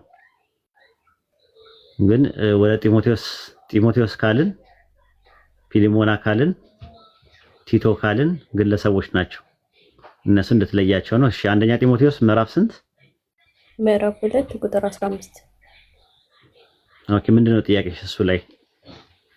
ጥያቄ ነገር ግን በእምነት በፍቅር በቅድስናም ራሳቸውን እየገዙ ቢኖሩ በመውለድ ትድናላችሁ የሚለው ላይ ነው። ማለት በመውለድ ያለው ጥያቄ ማን እንጃ እንግዲህ በመውለድ ሴት ልጅ እንዴት እንደምትድንም አላውቅም። በራሱ ስለ ሔዋንም ነው የሚያወራው ይላሉ አንዳንድ ሰዎች። ስለ ሔዋን ነው የሚያወራው።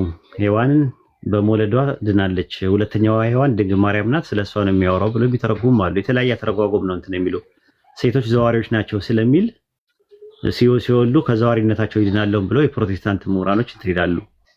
አዳም ቀድሞ ተፈጥሯልና በኋላም ሔዋን ተፈጠረች። ታለችው አዳም ሳይሆን ሴቲቱ ናት። ነገር ግን በእምነትና በፍቅር በቅድስና ራሳቸውን እየገዙ ቢኖሩ በመውለድ ትድናለች ይላል። ስለዚህ በመውለድ ትድናለች የሚለው ማርያምን ነው። ሁለተኛዋ ሔዋን እሷ ናት።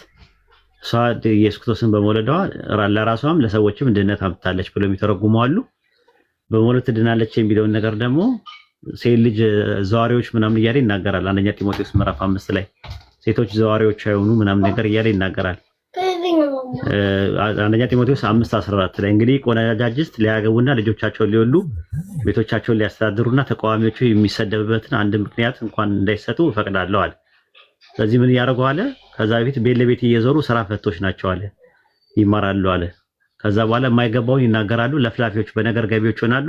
ስራ ፈቶች ብቻ አይደለም ማለት ስራ ስለሚፈቱ እየዞሩ ሴቶቹ ቤት ለቤት እየዞሩ ሐሜተኞች ሆነው ነበር። ቡና እየጠጡ ሰው ይቦጭቁ ነበር። ከዛ በኋላ ያንን ነገር ትተው ልክ ሲወልዱ ወደ ልጃቸው ትኩረት ስለሚያደርጉ ከዛ ከሐሜታቸው ከአሉባልተናቸው ከወሬ ማመላለስ ይድናሉ ብለው የፈቱታሉ። በዚህ መልኩ የተፈታለ የተለያየ አፈታት አለው። እንደዚህ ነው። ይሄን ይመስላል።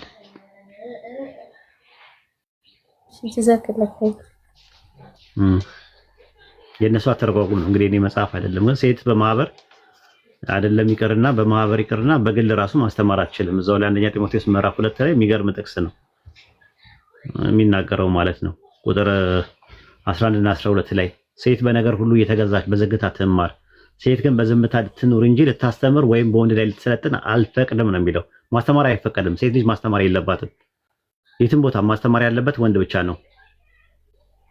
አንደኛ ነገር። ሁለተኛ ነገር ደግሞ ሴቶች በሚገባ ልብስና ከፍረትና ራሳቸውን ከመግዛት ጋር ሰውነታቸውን ይሸልሙ፣ እግዚአብሔርን እንፈራለን ለሚሉ ሴቶች በሚገባ መልካም በማድረግ እንጂ በሹሩባና በወርቅ ወይም በእንቁ ወይም ዋጋ እጅግ በከበረ ልብስ አይሸለሙ ይላል። ሹሩባ አርቲፊሻል ሂማን ሄር ምናምን የሚጠቀሙ ሴቶች አሁን ይህን ጥቅስ እንዴት ያደርጉታል? ወርቅ ደግሞ አይጠቀሙ ይላል። በወርቅ ወይም በእንቁ የተከለከለ ነው ራሱ ወርቅ ማድረግ፣ ጣት ላይ ማድረግ፣ አንገት ላይ ማድረግ፣ አንገት ሐብል፣ የእግር አምባር ምናምን ነገር ማድረግ የተከለከለ ነው እንደ ጳውሎስ ትምህርት እና ስለማይከተሉ። ወሂድ እንደምን አለ? ሰላም ነው ያልፋል። ደህና ነኝ። ደህና ነህ? ሰላም ነኝ። የምትለው ነገር አለ እዚህ ጋር ያነሳችሁ ላይ ላይ እኔ የምለው አዳም መጀመሪያ ነው የተፈጠረ ብለሃል። ከዛ ሔዋን ብለሃል። ልክ ነህ? አዎ ይላል። አዎ እንደዛ ጥቅሱ ላይ ነው እንደዛ የሚለው። ኦኬ ከየትኛው ጥቅስ ላይ? አንደኛ ጢሞቴዎስ ምዕራፍ 2 ቁጥር 13 ላይ ቁርአን ላይ ይላል አዳም ቀድሞ ተፈጠረ ከዛ ሔዋን ተፈጠረች የሚል በቅድመ ከተል። አዎ እንደዛ አለው። ኦኬ ስንት ልጆችን ወለደ እሱ? በቁጥር አልተገለጹም። ሁለት ልጆች ግን እንደነበሩት ይናገራል። ማንና ማን? አቤልና ቃየል የሚባሉ ሁለት ልጆች ነው። ይሄማ የእንትን ነው። ይሄ ሂብሩ ነው። ወደ በአረበኛ ማን ነው የሚባሉት ሁለቱ? አላስታውስም በአረበኛ ስማቸውን እኮ ማስታወስ ነበረብህ። ለምሳሌ እሺ አንተ አስታውስ ንገረኝ። አንተ እንድትነግረኝ ነው የምፈልገው። እኔ የማውቀው አቤልና ቃየል ነው የማውቀው እኮ። አንተ ንገረኛ፣ ምን ችግር አለው? ያንተ ነው። አንተ መጀመሪያ እኮ የምንጀምረው ከነሱ ነው አይደለ? ከዛ በኋላ ነው እንጂ ስሙን ምንድን ነው የፈለከው? በአረብኛ ስሙን ነው የፈለከው ወይስ ምንድን ነው የፈለከው? አዎ በአረበኛ ማን ይባላሉ? አራቱ ልጆችና የለም። ቁርአንና ሐዲስ ላይ እኮ የሉም እኮ። በተለምዶ እስራኤልያት ነው ያለው። በአረብኛ ቃቢል ይባላል ስሙ፣ እሱ አይደለም። ግን ቁርአንና ሐዲስ ላይ ብለህ ብትጠይቀኝ ቃቢል ሐዲስና ምንድነው ቁርአንና ሐዲስ ላይ ላይኖር ይችላል። ተፍሲር ላይ ነው ያለው ራሱ ማለት ነው። ሀቢልና ቃቢል ይባላሉ በአረብኛ ላይ ማለት ነው። እሱ አይደለም ጥያቄው። ግን ቁርአንና ሐዲስ ላይ ስማቸው አልተጠቀሰም ነው ፖይንቴ። ኦኬ ስለዚህ ከየት አምጥተህ ነው ታዲያ አንተ የምትናገረው እነዚህን? ተፍሲሮች ላይ እንደዛ እንትን ብሏል። ቃቢልና ሀቢል የሚል ቃል አለ፣ ወይም ደግሞ ምንድነው ቃየልና ሀቢል የሚል ቃል አለ ተፍሲር ላይ። ኖ ተፍሲር ሳይሆን ቁርአን፣ ዋናው ቁርአን ነው አይደለ? ቁርአን ላይ የገለለ ነገር እንዴት ይላል? ቁርአን ላይ ስማቸው አልተጠቀሰም። ኢቭን የሐዋ ስም ሐዲስ ላይ እንጂ ቁርአን ላይ አልተጠቀሰም ስሟ። ቁርአን ላይ ስሙ የተጠቀሰው አደም ነው። አስፈላጊ ቢሆን አልተጠቀሰም። ለዛ ነው እኮ። ስለዚህ ከብሉይ ኪዳን ነው የወሰዳችሁት ማለት ነው ስሙን መውሰዳችን። እስቲ ማስረጃ ይኖር ይሆን? እስቲ ስጠን እኮ። አሁን እኮ እያወራህ እየሰማሁ ነው ውድ ወንድሜ ወሂድ። ምክንያቱም ጠይቄ ነበር የሚመሳሰል ነገር ስላለ አንድ ነገር ከብሉይ ኪዳን ነው የተወሰደው የሚለውን ነገር ያሳያል ወይ? አሁን እኮ ጥያቄ ስጠይቅህ ቁርአን ላይ እንደዚህ የሚባል አንድ ነጥብ ላይ አወራ። ቁርአን ላይ አቤልና ቃየል የሚለው ቃል ስማቸው የለም። ኢቭን የሐዋ የሚባለው ስም ቁርአን ላይ ሳይሆን ሐዲስ ላይ ነው ያለው። ቁርአን ላይ አደም የሚለው ስም አለ በቁርአን ውስጥ ነው ያልኩ። ያንን የነገረን ደግሞ አምላካችን አላህ ነው። ዋት ኢዝ ዩር ፖይንት? ምንድነው ፖይንት ለማስተላለፍ የፈለከው? ማስተላለፍ ስፈልግ ሳይሆን ጥያቄ እንድትመልስልኝ ነው። እኔ ዋናው ነገር የጠየቀው ጥያቄ ምን ነበር የጠየቀው ጥያቄ? የጠየቁ ጥያቄ ቁርአን ላይ አዳምና ሚስቱ ልጆቹ ተጠቅሰዋል ወይም ደግሞ አሉ ማን ይባላሉ በአረበኛ? ጠየቅ መለስኩ። ምን ብዬ መለስኩልህ? አላውቅም። አይ በአረብኛ ስማቸው ማን ይባላል ለሚለው ነው አላውቅም ያልኩ። ኦኬ ስለዚህ ታዲያ አደም ኢብራሂም ከየት መጡ? አደም ኢብራሂም ከየት መጡ? ምኑን ነው ከየት መጡ የምትለው? ማለት ምንጫቸው ለአንድ ሰው እኮ የመጀመሪያ መነሻ ምንጭ ሊኖረው ይችላል። ምንጭማ ከአደም ነው የመጡት። አደምን አላህ ነው የፈጠረው እኮ። ከየት እናገኘው ይህ ምንጭ? እንደዛ የሚል እንደዛ የሚል አላህ ነው ሰማይና ምድር የፈጠረው? ፈጣሪ እኮ ነው አላህ። ከየት ነው አመት ለፈጣሪ ከየት አመጣው ትለዋለህ እንዴ? ኖ ፈጣሪ ከየት አመጣው አይደለም ያልሁ እኔ ያልሁ ያለሁት ምክንያቱም ቁርአን ላይ ነው ያለው። ቁርአን ላይ ይኸውልህ የጠየቀው ጥያቄ ምን አልከኝ? አንደኛ ጢሞቴዎስ ላይ በተነበበው መጀመሪያ አዳም ተፈጠረ ከዛ ሔዋን ተፈጠረች አልክ። ቁርአንስ ምን ይላል አልከኝ። ቁርአንም እንደዛ ይላል ብዬ ሱረቱን ኒሳ 4:1 ልጠቅስልህ ስል ቶሎ ብለህ ልጆቻቸው እነማን ናቸው አልክ። ልጆቻቸው አቤልና ቃየል አልኩ ለመግባባት ያክል። ከዛ አቤልና ቃየል በአረብኛ ማን ይባላል ስማቸው አልከኝ። እኔ አላስታውስም አልኩ። ከዛ ቀጠልኩና ምን አደረክ ታዲያ ስማቸውን ከየት አመጣኸው አልከኝ። ተፍሲር ላይ ነው ያለው አልኩ። ተመልከት የጠየቀውን ጥያቄ። ከዛ በኋላ ሔዋንስ አልከኝ። ሔዋን የሚለው ቃል በቃል ቁርአን ላይ የለም፣ ሐዲስ ላይ ነው ያለው። ቁርአን ላይ አደም የሚባለው ነው። ታዲያ እንደዛ ከሆነ ከየት አመጣኸው አልከኝ። ከቁርአን አልኩ። ቁርአኑ ከየት አመጣው? አላህ ነው እየነገረን ያለው አልኩ። አሁን አላህን ከየት አመጣው እንዴት ይባላል? እንደዛ አይደለም ያልሁ እኔ እያልሁ ያለሁት ቁርአን ማለት ራሱን የቻለ ሁሉንም ጥያቄዎች መመለስ የሚችል ነው ወይንስ አይደለም? ሁሉንም ጥያቄ መመለስ ይችላል አይችልም? ሁሉንም ጥያቄ መመለስ አይጠበቅበትም። ሁሉም ጥያቄ አልቀረበም። ቁርአን አዳምጥ ጥያቄን የጠየቀው ቁርአን ላይ ዋና አብይ የሚባሉ ነገሮች ናቸው የቀረቡት እንጂ እንቶ ፈንቶ አርቲቡርቲ ቶራቦራ የሚባሉ ነገሮች ቁርአን ላይ የሉ። ለምሳሌ የአብርሃም አባትና እናት የኢብራሂም እናትና አባት ስማቸው ማን ነው? ከዚህ የዘር ሀገር መጡ፣ ከዚህ ቤተሰብ ውስጥ መጡ ምናምን የሚለው ዝርዝሩ የቀበሌና እድር ውስጥ ነው ያለው እንጂ እኛ ጋር የለም። ቁርአን የእምነት መጽሐፍ እንጂ የእድርና የቀበሌ መጽሐፍ አይደለም ነው ምልህ። ገባኝ። ስለዚህ ቁርአን ሙሉ በሙሉ ሁሉንም መመለስ አይችልም እያልሄን ያለው መመለስ አይችልም ማለትና ስለተለያየ ነገር አልተዘገበም ማለት ይለያያል። እንግዲህ ከገባህ ማለት ነው። ኤግዛምፕል አንድ ጥያቄ ልጠይቅህ እስቲ አንድ ጥያቄ ልጠይቅህ ቀለል ባለ መልኩ ልጠይቅህ።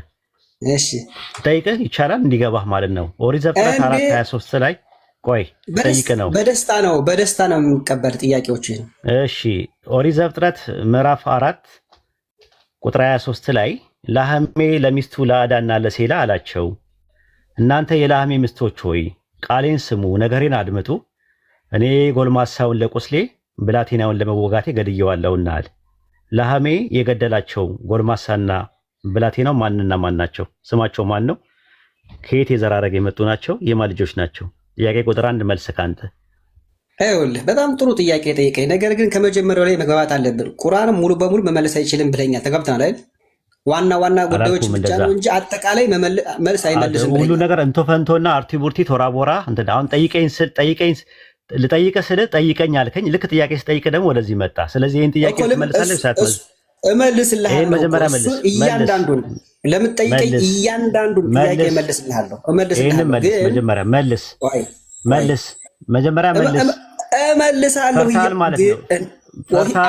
ጥያቄ ልጠይቅህ ነው ስልህ አንዴ እንትናት እንደ ህፃን አታውራ።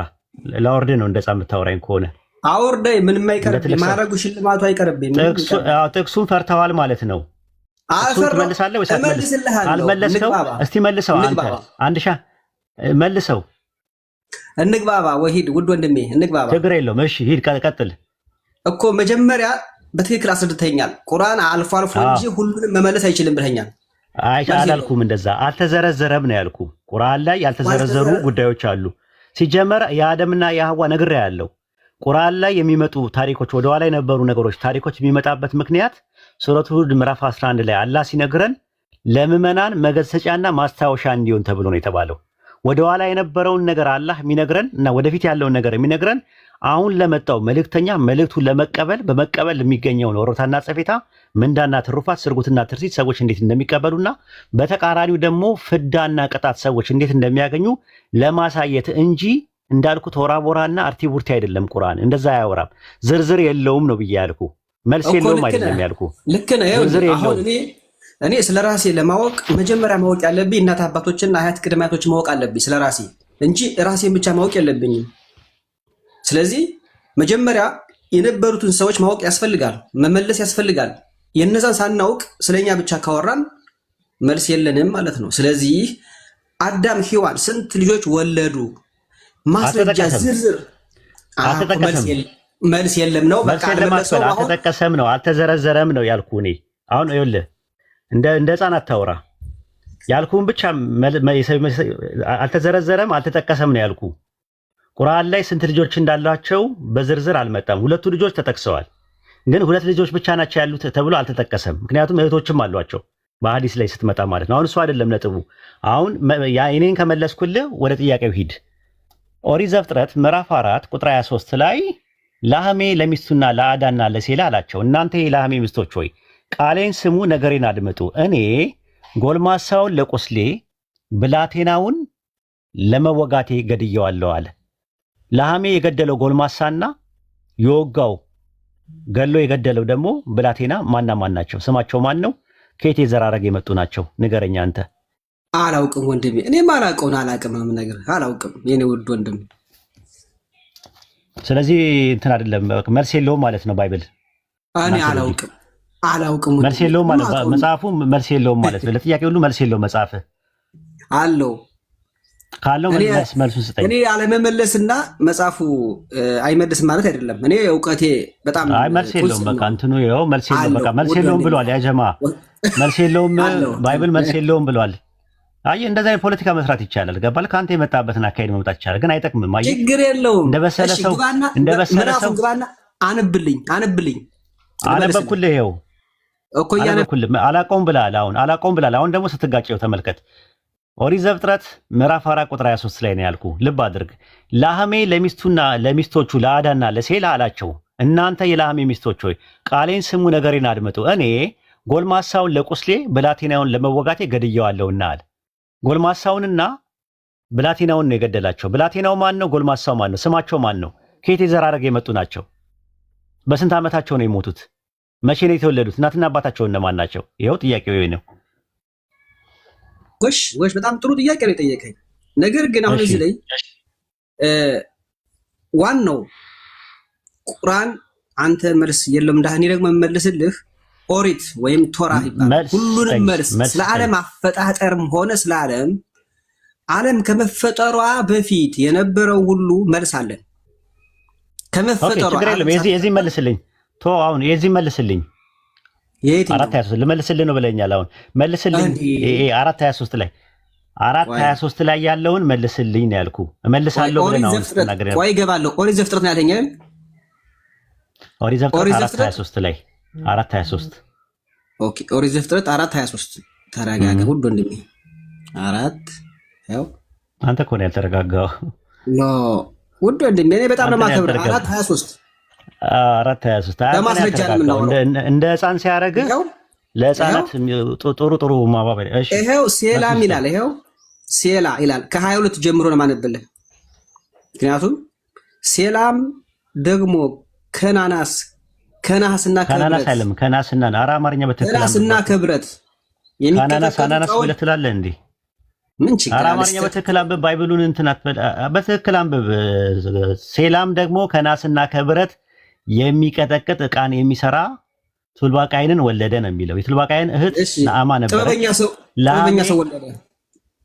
እሱ አይደለም ነጥቡ። ከዛ ቁጥር 23 ነው ጥያቄ። ላህሜም ለሚስቶቹ ለአዳና ለሴላ አላቸው። ለሚስቶቹ ነው የሚለው፣ ለሚስቱ አይደለም የሚለው፣ ለሚስቶቹ ነው የሚለው። ኧረ በትክክል አማርኛ አንብብ። ነገሬን አድምጡ። እሺ ነገሬንም አድምጡ። በትክክል መጀመሪያ አስተካክል። ለሃሜ ለሚስቶቹ ነው የሚለው፣ ለሚስቱ አይደለም። ቃሌንም ስሙ ነገሬንም አድምጡ። እኔም አይልም እኔ ነው የሚለው ለቁስሌ። ኧረ በለው አማርኛ። ኧረ በትክክል አንብብ። እኔም አትበላ። እኔም እኮ ብለህ ነው ያለው። እኔም አትበል። ምን አትጨምርበት እንዴ? የሌለውን ነገር አትጨምርበት ብዬ ነዋ። እኔም ያው እኮ ነው። እኔ ምን ልዩነት አለ? አሁን እኔ ምን የሚለው አለ? ለምን ትጨምራለህ? ኧረ በትክክል አንብብ ወገናችን። እኔ ጎልማሳውን እሺ ቀጥለው። ይኸው እኔም ጎልማሳውን ለቁስሌ ብላቴናውንም ለመውጋቴ ሳይሆን ገድየዋለሁና ለመወጋቴ ነው። ለመውጋቴ አይደለም እንዴ? አማርኛ ገድየዋለሁ። ለመውጋቴ አትበል። አማርኛውን አስተካክል አንብብ። ለመወጋቴ ነው የሚለው፣ ለመውጋቴ አይደለም። ቆይ ገድየዋለሁ። አማርኛውን አሁን በዚህ መጀመሪያ አማርኛውን አስተካክለ አንብብ እኮ ነው የምልህ። ኧረ ሰው እያዳመጠ ነው ይታዘባል። ለመውጋቴ ሳይሆን ለመወጋቴ ብለህ አንብብ እስቲ። እሺ ለመወጋቴ ገድየዋለሁና ቃየንን 7 እጥፍ ይበቀሉታል። ላሜህ ግን 7 እጥፍ ይበቀሉታል። 7 በል 7 እጥፍ አይደለም 7 በል 7 ነው 7 አይደለም 7 ነው 7 ማለት 77 7 እጥፍ ይበቀሉታል። ላሜህ ግን 7 እጥፍ ይበቀሉታል እኮ እንደዛ አትበላ። 7 በል። አሁን ጥያቄው ምንድነው? ጎልማሳና ህፃኑ ወይ ጎልማሳና ብላቴና የተባለው አንተ እንደ ህፃን አታወራ። ምን አይነት እንትን ነው? አማርኛ እንኳን በትክክል የማይችል የማትችል ሰው እንዴት ነው? ጥያቄውን ዘ ፖይንት አድርግና መልስ። ጎልማሳና ብላቴና የተባሉት ማና ማን ናቸው? አንዴ ተረጋጋ ውድ ወንድሜ ተረጋጋ። እንዴ መልስ በጉልበት ልመልስ ያለብህ። ደህና ሁን ሂድ ውረድ። አማርኛ እንኳን በትክክል የማያውቅ አይሁዳዊ